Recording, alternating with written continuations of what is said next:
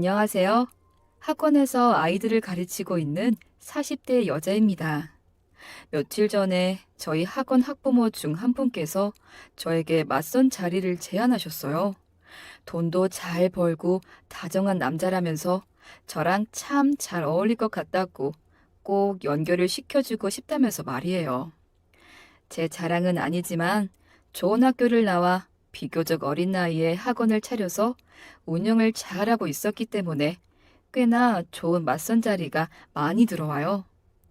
하지만 이번에도 그렇고 전에도 그렇고 저는 저에게 들어오는 모든 맞선 자리를 거절하고 있습니다. 제가 들어오는 맞선 자리를 다 거절할 때마다 지난 과거는 잊고 새 출발을 해보는 게 어떻겠냐며 조언 아닌 조언과 충고를 해주세요. 하지만 저는 저의 지난 과거를 쉽게 잊을 수도 없을 뿐더러 저의 지난 과거 때문에 새 출발을 할 용기가 나지 않고 있답니다. 그래서 여러분들께 저의 과거 이야기를 털어놓으면서 함께 고민을 해주시길 바라는 마음에 사연을 보내봐요. 제 이야기를 들으시고 여러분들의 의견을 자유롭게 댓글로 남겨주셨으면 좋겠습니다. 그러면 제 이야기를 시작해 보겠습니다. 저희 아버지는 술을 좋아하고 도박을 좋아하시는 분이셨어요. 다행히 폭력을 휘두르지 않으셨지만 술과 도박만으로 충분히 저희 엄마와 자식들의 속을 썩이기 충분했죠. 그런 아버지를 보고 자라다 보니 저는 일찌감치 제 결혼을 포기했었습니다. 왜냐하면 아빠 같은 사람을 만나서 엄마처럼 고생하면서 살기는 싫었거든요. 그래서 저는 중학교 때부터 죽기 살기로 공부만 했어요. 공부만이 저의 살 길이라고 생각했거든요. 어줍지 않게 돈 벌어서 주변 사람들로부터 시집을 가라는 말을 들을 바에 네 돈 네가 쓰면서 혼자 살아 라는 말을 듣고 살 정도로 돈을 많이 벌고 싶었죠. 죽기 살기로 공부한 덕분에 저는 좋은 사범대에 입학을 할 수 있었습니다. 대학교를 다니면서도 우수한 성적으로 장학금을 받고 다녔었고, 대학교를 다니는 내내 과외를 하면서 돈을 꾸준히 모았죠. 그리고 대학교 졸업 후 저는 임용고시를 준비하는 대신 아이들을 가르치는 학원으로 취업을 해 짧은 경력을 쌓은 뒤 바로 제 이름을 건 보습학원을 차리게 되었습니다. 처음에는 돈이 없어서 동네에 작은 보습학원을 차렸죠. 하지만 소문 중 가장 빠른 소문인 애들 엄마 입을 통해서 퍼지는 소문으로 저는 보습학원을 차린 지 3년 만에 학원을 처음보다 5배 큰 곳으로 옮길 수 있었습니다. 그 이후 10년 동안 보습학원을 운영하다가 학원 선생님 중 한 분이 출산으로 학원을 그만두신다고 하시길래 그 자리를 대신할 선생님을 구할 때였어요. 이력서를 살펴보는데 어디서 많이 본 사람의 이력서가 있더라고요. 저는 그 이력서를 보자마자 바로 그분에게 연락을 드렸습니다. 괜히 제가 설레면서 기다렸던 면접 날에 학원 원장실로 아주 익숙하고 반가운 얼굴 한 명이 들어왔죠. 그분은 처음엔 저를 못 알아보는 듯 했지만 이내 저를 알아보고 반가움을 표시했습니다. 혹시 김진영? 원장인 제가 오히려 설레며 기다렸던 그 사람은 바로 대학교 같은 과 선배였죠. 선배가 혹시 저를 알아보지 못할까봐 내심 걱정했는데 저를 바로 알아봐줘서 오랜만에 20대 초반으로 돌아간 것 같은 기분이 들었습니다. 선배, 저 알아보시겠어요? 저 진영이 맞아요. 선배 이력서 보고 반가워서 바로 연락드린 거예요. 잘 지내셨죠? 진영이 맞구나. 들어오자마자 혹시나 했어. 보시다시피 나는 일자리 구하면서 지내고 있는데 여기서 너를 만나게 될 줄은 상상도 못했네. 정말 반갑다, 진영아. 10년이 지났는데도 선배는 여전히 잘생기셨네요. 그때 그 모습 그대로인 것 같아요. 그래? 진영이 너는 더 멋있어진 것 같은데? 멋진 어른이 된 것 같아. 그때 선배와의 대화에서는 묘한 기류가 흘렀습니다. 선배는 저보다 3학년 선배인데 저랑 학교를 다닐 당시 잘생긴 외모로 학교에서 꽤 유명했었어요. 잘생긴 외모에 리더십도 있고 성격도 좋아서 남녀 가릴 거 없이 인기가 아주 좋았죠. 저희과 여학생들은 한 번쯤은 그 선배를 짝사랑해 봤을 정도였습니다. 하지만 당시 선배는 명성에 걸맞게 학교에서 제일 예쁘기로 유명한 여학생과 연애를 했었기 때문에 저 포함 많은 여하고들은 그런 선배를 그저 멀리서만 바라봐야만 했었습니다. 그런데 그런 선배를 학교 졸업한 지 10년 만에 다시 이렇게 단둘이 만나게 될 줄 누가 알았겠어요? 저는 이게 운명이 아니면 뭐라고 설명할 수 없다고 생각했었습니다. 그날 저는 선배와 많은 대화를 나눈 뒤 한치의 고민도 없이 선배를 바로 저희 학원 선생님으로 채용했죠. 사심이 들어가기도 했지만 선배는 대학교 시절에 오동생이기도 했고 경력도 화려했기 때문이었죠. 선배가 저희 학원으로 들어오고 나서도 저희는 참 많은 대화를 나눴습니다. 근데 진영이, 넌 왜 아직도 결혼을 안 했어? 네 친구들은 지금쯤 다 결혼하고 애도 있지 않아? 저는 어릴 때부터 결혼 생각이 없었어요. 그래서 학교 다닐 때도 공부만 미친 듯이 했었던 거고요. 맞다. 너 4년 전에 장학생이었지?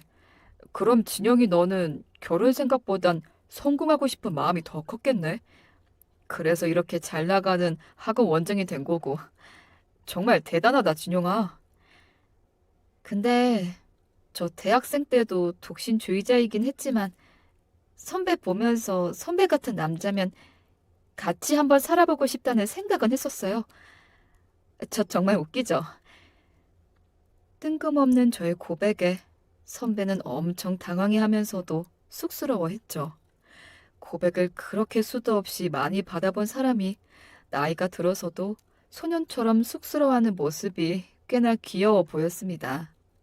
그런 선배 모습 때문인지 아니면 제가 나이가 들어서인지 대학 시절엔 없었던 용기가 생기기 시작했죠. 근데 선배는 왜 결혼을 안 했어요? 선배도 결혼할 나이 한참 지난 거 아니에요? 선배 정도면 결혼할 사람 골라서 할 수 있잖아요. 아휴, 무슨 소리야. 나 여자한테 인기 없고, 나 좋다는 여자도 없어. 아, 선배 대학교 때 학교에서 인기 제일 많았었잖아요.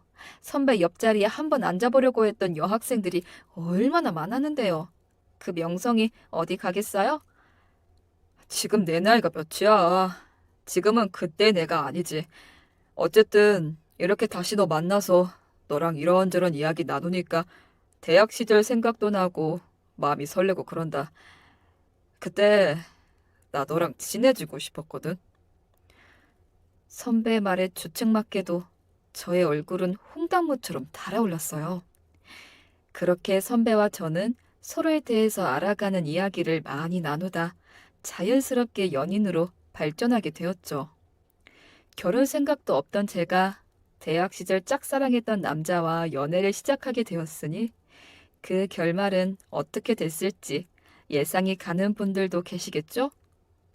선배와 저는 연애를 시작한 지 6개월 만에 결혼식을 올리게 되었습니다.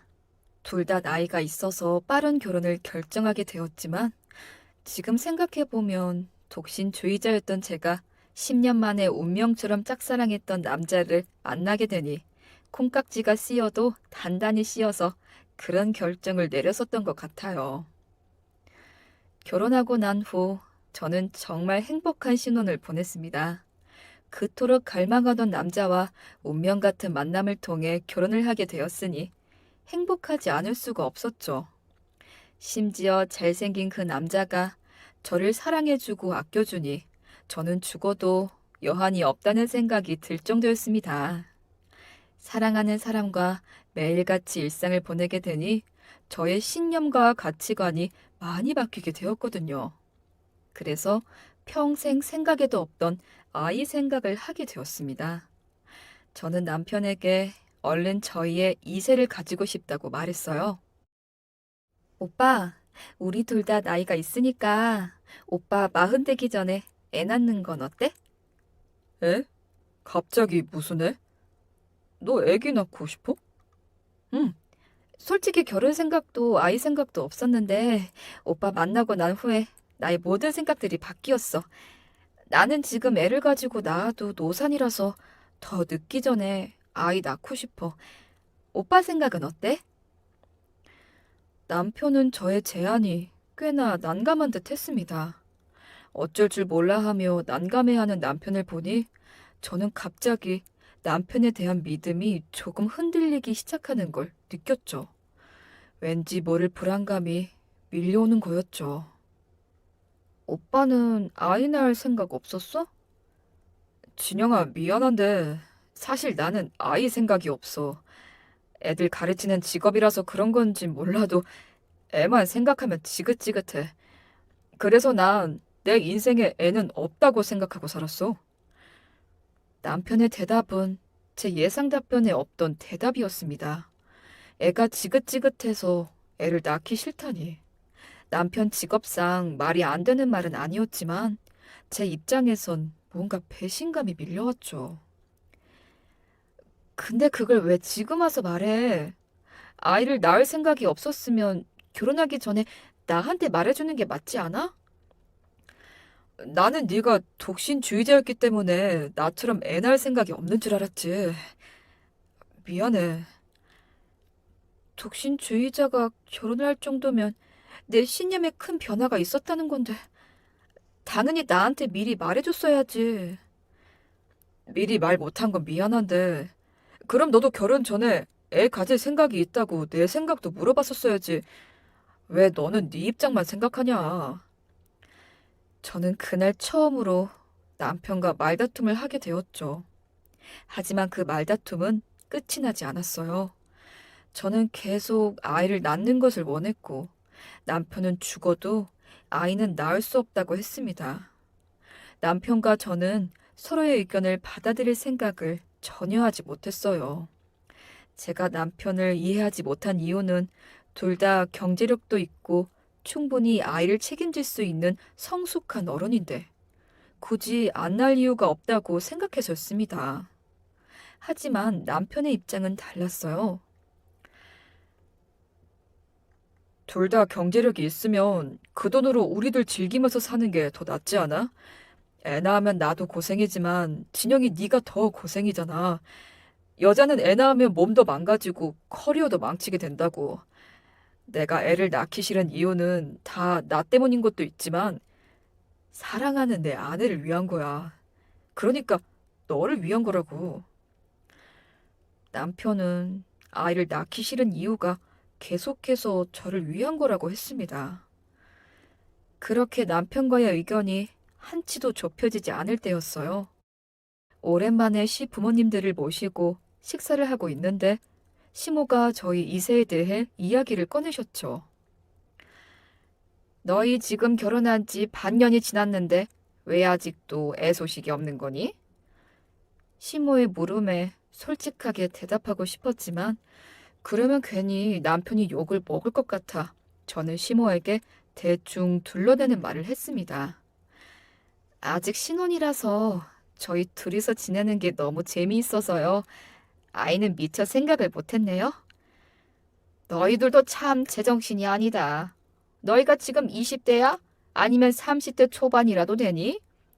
신혼이고 뭐고 빨리 애 가질 생각을 먼저 해야지. 나도 더 늦기 전에 얼른 손주 보고 싶으니까 빨리 좋은 소식 들려줄 수 있도록 노력해.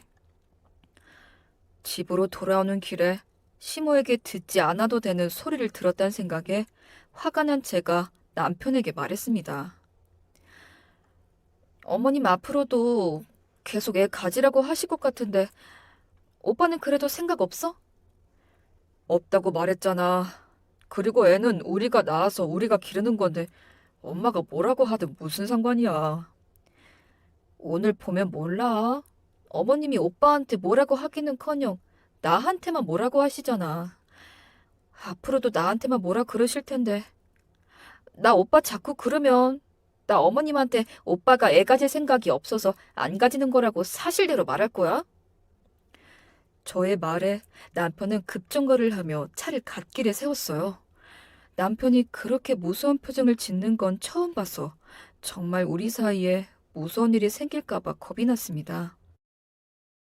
오빠, 화났어? 표정이 왜 그래?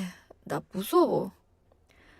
제가 무서워하자 남편은 핸들에 머리를 박고 말없이 생각만 하더니 한참 후 저에게 충격적인 사실을 고백했습니다. 나 실은 무정자증이야. 그래서 너한테 애 가지고 싶지 않다고 했던 거야. 미안해. 무정자증이라고? 오빠가? 거짓말하지 마. 오빠 일부러 애 가지기 싫어서 거짓말하는 거지? 이제 와서 말해서 미안해. 네가 독신주의자였다고 하길래 애 생각은 당연히 없는 줄 알고 미리 말을 안 했던 거야.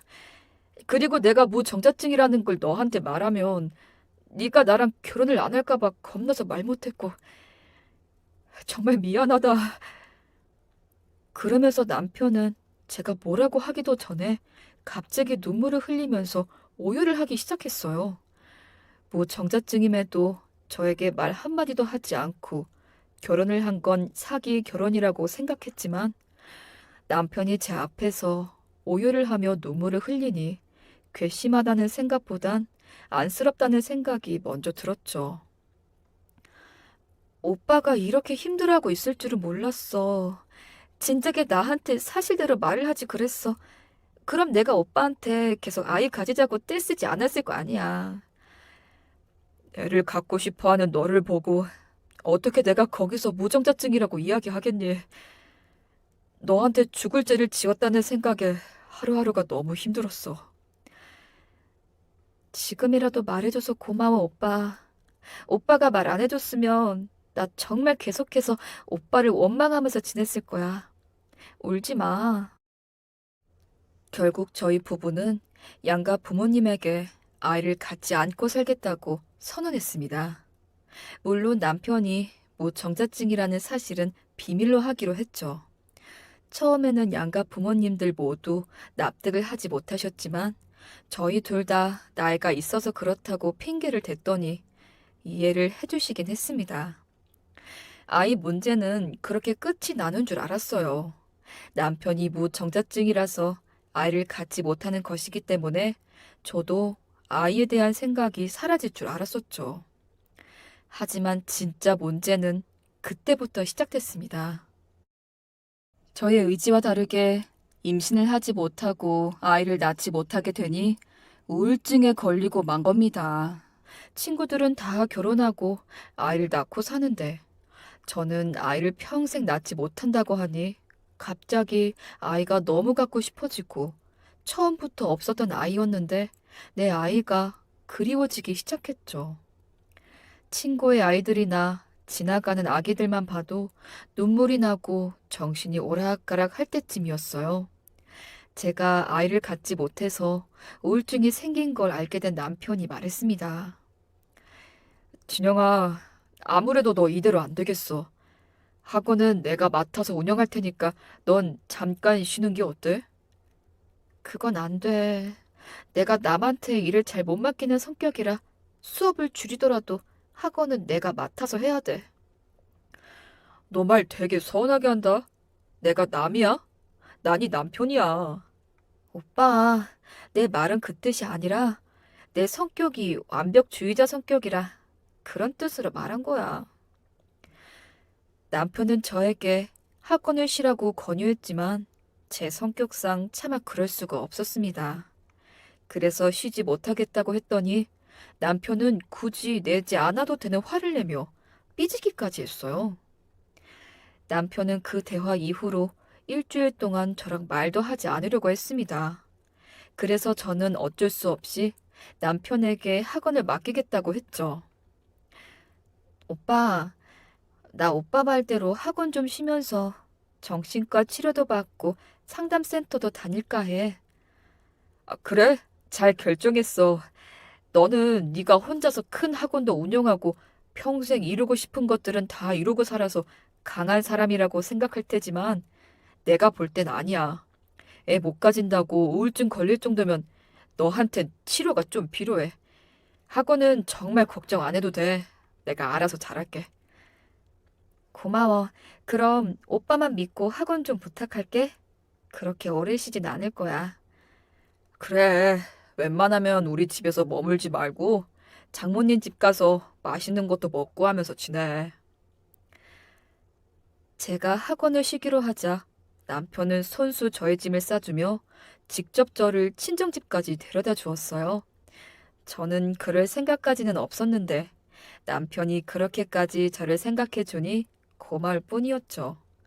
학원을 제가 아닌 다른 사람 손에 맡기는 건 영 찝찝하기는 했지만 다른 사람도 아니고 남편이니 믿고 맡기기로 하고 저는 친정집에서 편하게 심신을 달래고 있을 때였습니다. 저녁 식사 시간에 친정엄마가 제가 좋아하는 보쌈을 해주겠다고 보쌈을 직접 삶고 있었는데 제가 갑자기 헛구역질을 하며 화장실로 달려가게 되었어요. 체한 것도 없고 속도 멀쩡했는데 갑자기 보쌈 냄새가 역하게 느껴지면서 구역질이 나왔던 거였죠. 제가 화장실에서 변기를 붙잡고 구토를 하자 따라 들어온 친정 아빠가 걱정스럽게 물으셨습니다. 갑자기 왜 이러는 거야? 오늘 뭐 잘못 먹었어? 대답할 힘도 없었던 저는 고개만 절레절레하자 친정아빠는 갑자기 신이 난 듯한 목소리로 말했습니다. 우리 딸 엄마 되려나 보다. 너 요새 살 찌렸는지 계속 엄마한테 먹을 게 생각난다고 징징댔잖아. 임신이어서 그랬었나 보네. 친정아빠의 입에서 임신이라는 말이 나오자 저는 심장이 철렁하는 걸 느꼈어요. 저희 부모님은 화장실에서 나온 저를 소파에 앉혀두고 물었습니다. 너희들 다 나이 때문에 애 안 갖겠다고 하더니 이게 무슨 일이냐? 거봐라. 애라는 게 너희 마음대로 되는 게 아니야. 그때 너희 애 없이 둘이서 살겠다고 하길래 내가 얼마나 속상했는 줄 알아? 아유, 참 다행이다, 다행이야. 너무 행복해하는 부모님의 모습을 보고 차마 남편이 무정자증이라는 말이 입에서 떨어지지 않았습니다. 그래서 저는 퇴근을 하고 집으로 돌아오고 있는 여동생에게 임신 테스트기를 하나를 사달라고 부탁했어요. 일단은 임신인지 확인을 하고 난 후에 부모님께 모든 사실을 말씀드릴 생각이었습니다. 당연히 임신이 아닌 줄 알고 동생이 사다 준 임신 테스트기로 확인을 했는데 저는 임신 테스트기를 보는 순간 정말 세상이 무너지는 줄 알았습니다. 임신이 아닌 줄 알았고 아니길 바랬는데 임신이 되고 말았던 거죠. 제가 두 줄이 뜨는 임신 테스트기를 붙잡고 얼어붙은 듯 그 자리에 서 있자 친정아빠가 걱정스럽게 물으셨어요. 진영아, 도대체 왜 그렇게 놀라서 서 있어? 설마 임신된 게 속상해서 그러냐? 너희 계획도 없던 임신이라도 애가 그렇게 찾아왔으면 기쁜 마음으로 받아들이는 게 어떻겠니? 너희들 다 나이도 있고 능력도 있으니 아이 하나쯤은 충분히 키울 수 있잖아. 친정 아빠의 위로의 말이 제 귀에 들리지 않았습니다. 분명 남편은 무정자증인데 제가 임신이 됐다는 건 있어서는 안 되는 일이었기 때문이었죠. 제가 화장실 바닥에 주저앉자 아빠가 저에게 달려와 저를 일으켜 세우며 물으셨어요. 진영아, 애 가진 게 너한테 이렇게나 절망적인 일이야? 아니면 설마 장서방이 뭐라고 할까봐 걱정돼서 이러는 거야? 남편은 무정자증인데 제가 덜컥 임신을 해버렸으니 너무 겁이 났던 저는 가족들에게 모든 사실을 밝혀야겠다는 생각에 입을 열었습니다. 아빠, 사실은 장서방 무정자증이에요. 결혼하고 나서 저한테 무정자증이라고 고백을 했었거든요. 그래서 부모님들한테는 나이 때문에 아이 안 가지는 거라고 거짓말을 했었던 거예요. 근데 제가 지금은 임신을 했어요. 어떡해요? 장서방이 무정자증이라고? 그럼 너 장서방 말고 만나는 남자가 따로 있다는 거야? 아니요, 당연히 없죠. 오빠 말고 만나는 남자는 없는데 임신을 했으니까 큰일이라는 거예요. 저 어떡해요? 아빠는 제가 외도를 해서 아이를 가진 게 아니라는 사실에 안도를 하셨는지 한숨을 길게 내쉬었어요. 그리고 저를 꼭 안아주며 괜찮다고 말했습니다.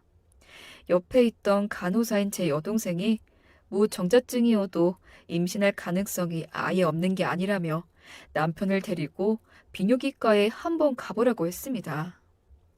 가족들은 남편이 무정자증인데 제가 임신을 하게 되었으니 이건 기적이라며 좋게 생각하자 했어요.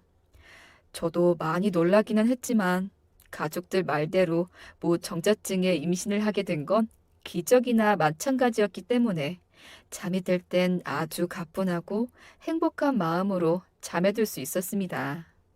다음날 저는 남편에게 이 사실을 얼른 알려줘야겠다는 생각에 아침 일찍 말도 없이 집으로 향했죠. 출근 준비를 하던 남편은 말도 없이 집으로 온 저를 보고 많이 놀란 듯 했습니다. 왜 아침부터 말도 없이 온 거야? 말은 하고 와야지. 오빠, 말을 왜 그렇게 해? 내가 내 집 온다는데 오빠한테 미리 말 안 하면 무슨 큰일이라도 나?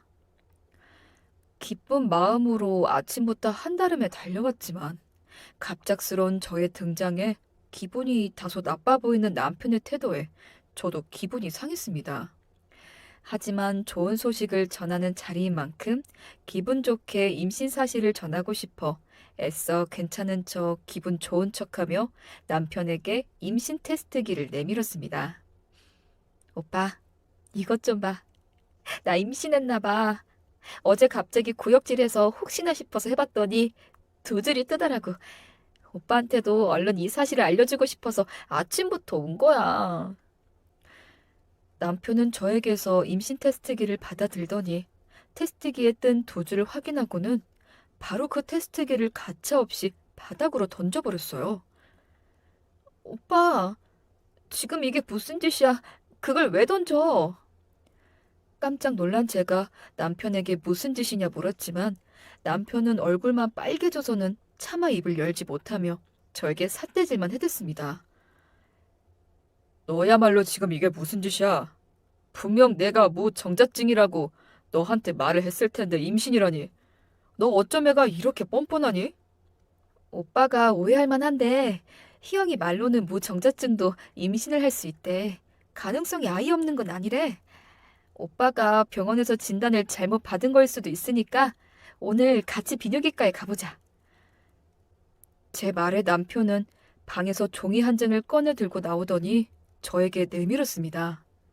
남편에게 받아든 종이는 남편이 무정자증이라는 진단서였죠. 절대로 임신 가능성이 없다.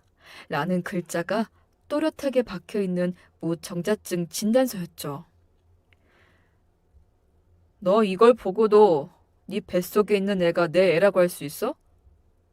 어디서 나 몰래 바람 피우고 뻔뻔하게 내 애라고 하는 거잖아. 아, 오빠, 이거 잘못된 게 아닐까? 난 진짜 오빠가 오해할 만한 그런 짓은 절대 한 적이 없어. 진짜야.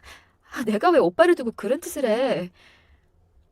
너네가 친정집에 가서 쉬라고 했지. 다른 놈이랑 헛짓거리 하라고 한 게 아닌 거 잘 알 텐데. 대체 너네 친정집에서 쉬는 동안 무슨 짓을 한 거야? 너 이렇게 해프네였냐? 저는 맹세코 남편이 의심하는 짓을 한 적이 없었지만 남편은 이미 제가 외도를 했다고 확신하는 듯 했습니다. 너무 억울하지만 증명할 방법이 없어 발만 동동 구르고 있을 때였어요. 네가 이렇게 더러운 애인 줄 알았으면 이 결혼 나 안 했을 텐데. 내 무정자증 덕분에 네가 더러운 애라는 걸 알게 돼서 다행이다. 이렇게 된 이상 나는 너랑 더 이상 한 집에서 못 살아. 당장 이혼해. 오빠, 지금 오빠가 왜 화가 났는지 이해는 하는데 정말 오빠가 생각하는 그런 짓은 안 했어. 그리고 이혼이라는 말이 그렇게 쉽게 나와? 내 뱃속에 있는 애가 정말 오빠 애면 어떡하려고 그래? 너는 진단서를 보고도 계속 뻔뻔하게 나온다. 내가 뭐 정자증 때문에 다닌 비뇨기과가 수십 곳이야. 그곳에서 다 하나같이 내가 뭐 정자증이라고 했어. 그런데 네가 어떻게 내 애를 가져? 네가 무슨 마리아라도 된다는 거야? 저는 남편이 건넨 진단서를 다시 한번 읽어보았습니다. 읽고 또 읽어도 진단서에는 남편이 무정자증이라는 내용만 적혀 있었죠. 화가 난 남편은 결국 저를 집에서 쫓아내 버렸습니다. 집에서 쫓겨난 제가 남편에게 문을 열어달라고 애원을 했지만 남편은 결코 현관문을 열어주지 않았죠. 남편은 정말 저와 이혼을 하기로 작정을 했는지 저에게 이혼 소송을 내걸었습니다. 이혼 소송의 내용은 결혼 후 학원 운영을 자기가 도맡아 해왔다며 학원을 자기가 가져야 된다는 소송의 내용이었죠. 저는 남편에게 바로 전화를 걸었습니다. 오빠, 임신 중에도 태아 친자 확인은 가능하대. 돈이 얼마가 들어도 해외로 수소문 할 테니까 조금만 기다려주면 안 돼? 찾아보고 알아볼 생각도 안 하고 오빠는 왜 미리 준비한 사람처럼 이혼하겠다는 말이 나와? 나는 너한테 너무 큰 배신감을 느꼈고 너랑 일본 일처도 서류로도 엮여있기 싫어. 그래서 변호사한테 최대한 빨리 처리해달라고 부탁한 거야. 그리고 너 이혼 끝나기 전까지 집이랑 학원으로 찾아올 생각하지 마. 내가 왜 그래야 되는데? 집도 반반해서 샀고 학원은 내가 세운 내 명의 학원인데 오빠가 뭔데 오지 말라는 거야? 네가 밖에서 딴 놈이랑 헛짓거리하고 있을 때 나는 가정을 지키려고 집을 지켰고 비록 학원은 네가 세운 네 명의 학원이지만 나는 내 학원처럼 하루 종일 학원에 매달려서 살았어. 그런데 네가 이 집이랑 이 학원을 가질 자격이 있다고 생각해? 뱃속에 있는 아이가 남편의 아이라는 게 입증이 되지 않는다면 정말 남편 말대로 집도 학원도 다 남편에게 뺏기고 이혼을 당할 것 같은 불길한 예감이 들었죠. 저도 변호사를 선임했지만 제가 선임한 변호사임에도 불구하고 제 변호사도 제 말을 완전히 믿지는 않는 듯 했죠. 변호사는 저에게 사실대로 말해야지 변론에 도움이 된다며 저에게 사실대로 말하기를 요구했습니다. 내 자신은 내가 지켜야겠다는 생각이 들었죠. 저는 학원과 관련된 중요한 서류를 가지러 집으로 향했습니다. 낮 시간이라 남편이 없을 시간이니 수월하게 서류만 빼올 수 있다 생각했죠. 그런데 집에 들어선 순간 저는 현관에서부터 풍기는 역한 향수 냄새와 낯선 여자 구두 하나를 보게 되었어요. 구두며 향수까지 절대 제 취향이 아니라 누군가 제 집에 들어왔다는 걸 확신할 수 있었죠. 그리고 불현듯 제가 남편에게 당하고 있는 게 아닐까? 라는 생각이 스쳤습니다. 저는 숨소리도 내지 않고 조심스레 집 안으로 들어섰죠. 불안한 마음에 안방문을 먼저 열었는데 안방에는 아무도 없었습니다. 한숨을 돌리려고 거실 소파에 앉는 순간 베란다 쪽에서 무슨 대화 소리가 희미하게 들려왔어요. 저는 베란다로 다가가 문을 살짝 열어 귀를 기울였죠. 당신은 내가 절대로 관계 맺지 말라고 했었지. 왜 내 말을 안 들어서 이 사단을 만들어? 그 여자가 친자 검사라도 하면 어떡하려고 그래? 대한민국 땅에서 태아 친자 검사하는 게 쉬운 일인 줄 알아. 그래도 걔가 임신한 덕분에 손도 안 풀고 코 푼 격이니까 너는 더 이상 일 가지고 입 열지 마. 안 그래도 나도 스트레스 받아 죽겠으니까. 남편과 대화 중인 여자는 도대체 남편과 어떤 관계인지 처음엔 알 수가 없었어요. 당장이라도 문을 열어서 당신들 무슨 관계냐 묻고 싶었지만 대화를 좀 더 들어보기로 했죠. 당신만 스트레스 받아? 내가 더 스트레스 받아. 그 여자가 애 낳고 찾아와서 책임지라고 하면 어떡할 거야? 내가 그 애를 낳게 두겠어. 그리고 저렇게 스트레스 받고 있는데 애를 정상적으로 낳을 수는 있겠니? 나도 지금 어떻게 하면 좋을지 생각 중이니까 닥달하지 마. 변호사는 뭐래? 학원 당신이 가져올 수 있대? 변호사 말로는 그 여자가 자기 우울증 치료한다고 집안일이랑 학원 일을 손대버려서 재산은 내가 더 많이 가져갈 수 있을 거래. 그러니까 적어도 이 집이랑 학원 정도는 내가 가져올 수 있다는 거지. 당신은 재원이랑 딱 기다려. 내가 당신들 호강시켜주려고 이짓거리 하고 있는 거니까. 그 둘의 대화를 들은 후 제 머릿속으로 이해한 건 둘 사이는 연인 혹은 부부였고 또 그 둘 사이에 아이 하나가 있다는 것이었어요. 그리고 남편은 저에게 무정자증인 척을 했던 거였고요. 그 이야기를 듣는 순간 순식간에 스트레스가 밀려와 아랫배가 바짝 땡겨오는 게 느껴졌죠. 하지만 저는 혼미해지는 정신을 붙잡고 그들의 대화를 동영상으로 촬영했죠. 혹시라도 그 여자가 애를 낳는다고 해도 그땐 학원이랑 이 집 팔아서 우리 셋 다 외국으로 가버리면 그만이야. 나는 당신이 그 여자랑 결혼한다고 하길래 나랑 재원이 버리고 가려는 줄 알고 얼마나 걱정했는 줄 알아? 우리 재원이 영영 아빠 잃는 줄 알았다고. 당신은 아직도 그 소리야? 어쩌다 운 좋게 멍청한 애 만나서 어떻게 뭐라도 얻어내려고 결혼한 거라고 했잖아. 봤지? 나 아직 죽지 않았어? 내가 믿고 사랑했던 남편이 알고 보니 저의 재산을 노리고 다가온 사람이라는 사실에 화보다 슬픔이 먼저 밀려와 눈물을 흘리고 있을 때였어요. 어떻게든 울음을 참으려고 하고 있는데 이어서 나오는 그들의 대화에 저는 더 이상 눈물을 참을 수 없었습니다. 그냥 어머님이 우리 결혼 허락을 해주셨으면 이런 일도 없었을 텐데 내가 이혼녀라는 이유 하나만으로 자기 손주를 낳아도 며느리로 받아주지 않으시더니 어머님도 참 꼴 좋으셔. 결국엔 당신도 이혼남 된 거잖아. 우리 엄마도 대단한 분이시지. 내가 사실혼으로 애도 낳고 사는 걸 알면서 어떻게든 멀쩡한 여자한테 시집 보내려고 한인간을 홀라당 속여버렸으니까. 나 그 여자랑 이혼하면 우리 엄마랑도 인연 끊고 살 거야. 당신이랑 재원이를 위해서. 남편이 다른 여자와 자신의 아들을 위해서 산다는 말에 제 뱃속에 있는 아이와 제 자신이 너무 불쌍해져 결국 오열하며 주저앉고 말았죠. 충분히 그들의 모습을 증거로 담은 걸 확인 후 베란다 문을 열어 두 사람에게 소리를 질렀습니다. 당신들 지금 내 집에서 무슨 짓을 하고 있는 거야? 제 목소리의 여자는 남편 뒤로 몸을 감추며 숨었어요. 남편은 제 목소리에 놀라기는커녕 귀찮은 일이 하나 생겼다는 듯 표정을 지었습니다. 너 가. 너희 집으로 가라고. 내가 이혼할 때까지 여기 얼씬도 하지 말랬지. 왜 사람 말을 안 들어서 귀찮은 일을 만들어?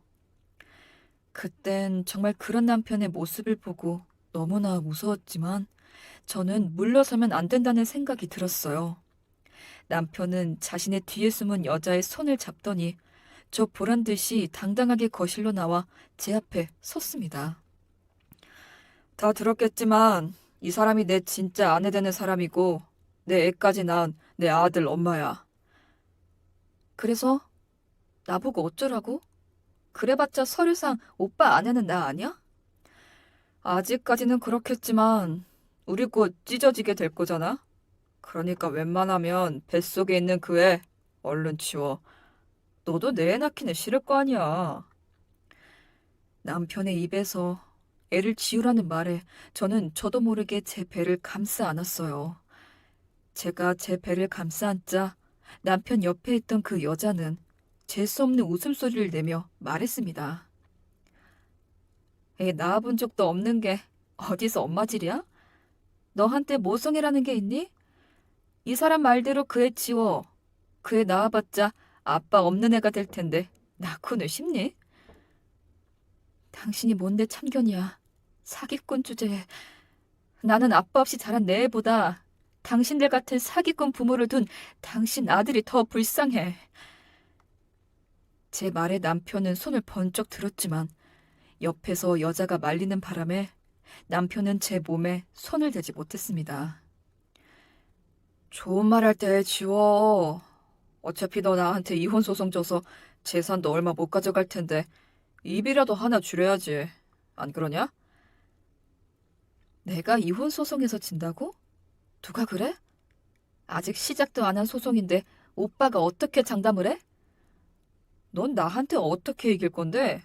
뭐 내가 너한테 사기를 쳤다는 증거라도 있니?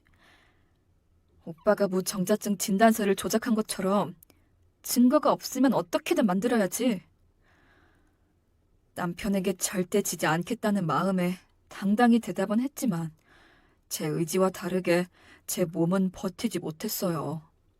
그렇지 않아도 남편에게 이혼 소송을 당한 후 스트레스로 몇 번이나 하혈해서 산부인과를 들락날락하던 컨디션이었는데 그 상황에서 뱃속에 있는 아이도 힘들어서 견디지 못하는 듯 했습니다. 결국 저는 바지가 젖을 정도로 하혈을 하게 되었습니다. 정신을 잃을 것 같았지만 저는 소파 위에 올려둔 휴대폰을 집어들었어요. 제가 걷지도 못한 지경에 이르자 남편이 저를 데리고 응급실로 데려다 주었습니다. 응급실에서 응급처치를 받았지만 저는 결국 유산을 하고 말았어요. 어쩌면 저는 집에서 남편의 대화를 엿들을 때부터 이렇게 될 거라고 예상했을지도 몰라요. 그때부터 아랫배가 계속 아파왔거든요. 그래서 저는 유산했다는 말을 들어도 크게 놀랍지 않았고 오히려 정신이 더 또렷해졌습니다. 제가 응급실 침대 위에서 멍하니 누워있을 때 남편이 다가와 말했어요. 너도 내 애는 낳고 싶지 않았나 봐? 잘 됐다는 표정인데? 어차피 이혼할 거 내 애 달고 이혼하는 것보다 그냥 이혼하는 게 너한테도 낫지. 너한테 올 애가 아니었다고 생각하고 너도 좋게 생각해. 효자 덕분에 깔끔하게 이혼할 수 있게 돼서 다행이다. 몸조리 잘하고 법원에서 보자. 남편은 제 말을 듣지도 않고 자기 할 말만 한 뒤 돌아 나갔어요. 저는 이를 갈며 휴대폰을 꺼내 들었습니다. 그리고 거실에서 찍어두었던 그날의 영상을 제 변호사와 남편에게 하나씩 문자로 전송을 했죠. 이제 다 끝났다는 생각에 잠깐 잠이 들었는데 누군가 저를 거칠게 흔들어 깨우기 시작했어요. 눈을 떠보니 남편이었습니다. 남편은 얼굴에 땀이 맺힌 채로 저를 흔들며 묻더라고요. 너 나한테 보낸 동영상 도대체 뭐야? 언제 찍은 거야? 내가 너한테 그냥 바보처럼 당할 줄 알았니? 멍청한 놈 같으니라고. 너 그거 불법 촬영인 건 알아? 그게 증거로 채택될 거라고 생각해? 증거가 되든 안 되든 당신이 저지른 짓들이 사실이 아닌 게 되니? 사실혼의 아이까지 있는 사람이 내 재산을 노리고 나한테 접근한 거, 무정자증이라고 진단서를 조작한 거, 그것들 다 하나씩 밝히면 그만이야. 알아들어? 남편은 제가 찍어둔 영상이 절대 증거로 채택되지 않을 거라고 하면서 저에게 휴대폰을 내놓으라고 했어요. 휴대폰 어딨어? 내놔. 그 영상 당장 지우라고. 지금이라도 그 영상 지우면 내가 이혼할 때 너한테 재산 조금이라도 더 줄 테니까 당장 지워. 저는 남편에게서 핸드폰을 뺏기지 않으려고 안간힘을 썼어요. 남편은 어떻게 해서든 핸드폰을 뺏으려고 발악을 했습니다. 결국 저희는 몸싸움으로 번지게 됐죠. 순식간에 응급실이 아수라장이 되자 병원 측에서는 경찰을 불러주었어요. 그리고 남편은 현행범으로 경찰에 붙잡혀 가게 되었습니다. 그 이후는 여러분들이 생각하시는 그대로 진행되었어요. 제가 무참하게 질 줄 알았던 이혼 소송은 아주 손쉽게 이기게 되었죠. 남편이 결혼할 때 집 사면서 조금 보탠 돈이 있었는데 그것도 회수해가지 못하고 빈털터리로 저와 이혼을 하게 되었습니다. 저는 집과 학원 그리고 그 이외의 재산을 모두 안전하게 지킬 수 있었죠. 이혼하고 보니까 남편이 저 몰래 자기 아들을 우리 학원에서 가르치고 있었더라고요. 제가 그 아이를 어떻게 하기도 전에 그 아이가 제 남편 아들이라는 게 소문이 나서 알아서 학원을 그만두고 나오지 않았습니다. 저희 학원 학부모 말로는 그 아이는 학원에서 바람 피운 남자의 아이로 낙인이 찍혀 아이들에게 왕따를 당하다가 어느 날 갑자기 전학 절차도 밟지 않고 말도 없이 사라졌다고 하더라고요. 부모 때문에 아이는 무슨 죄인지 그런 부모를 둔 죄밖에 없는 그 아이가 참 딱했습니다. 이혼 후 시모는 저를 찾아와서 남편을 정신 차리게 하겠으니까 한 번만 용서해달라고 했어요.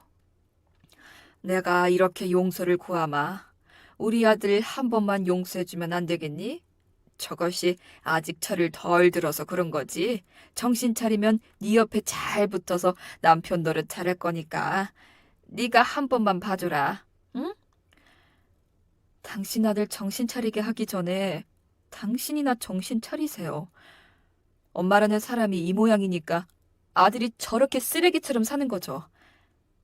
당신도 어떻게든 죄를 만들어서 깜빵에 쳐넣기 전에 제 눈앞에서 꺼지세요. 자기 자식이 소중하면 남의 자식도 소중한 줄 알았어야죠. 남편은 한 푼도 가지지 못하고 쫓겨났는데 저 몰래 학원 매출을 본처한테 생활비로 보낸 것, 그리고 저를 유산시킨 것, 정신적 피해를 준 것 등 여러 가지의 이유로 저에게 위자료를 보내줘야 했습니다. 남편의 본처 또한 사실상 남편의 본처였지만 저에게는 상간녀였기 때문에 저에게 상간녀 소송을 당해 위자료를 보내줘야 했죠. 능력도 없고 정신머리도 없는 두 사람이 만나 부부가 돼서 맞은 결말은 나락행이었습니다. 그 두 사람 덕분에 제 인생이 나락행을 갈 뻔했지만 죽으란 법은 없다는 말과 인과응보라는 말이 있듯 죄 지은 사람은 결국 죄값을 받게 되는 것 같더라고요. 제가 이런 대단한 과거를 가지고 있어서 이혼 후 새 출발도 못하고 혼자서 지내고 있는 거랍니다. 여러분들이 저였어도 새 출발을 하기 힘들었을 거라고 생각해요. 유독 저만 이러는 게 아니겠죠? 그래서 저는 앞으로 쭉 독신주의자로 살아가야 할 것 같아요. 결혼의 결자만 들어도 토가 나올 것 같거든요. 앞으로 저에게 좋은 손자리가 들어오면 다 거절을 할 생각인데 이게 맞는 거겠죠? 오늘의 사연은 여기까지입니다. 끝까지 청취해주신 여러분께 감사의 마음을 올립니다.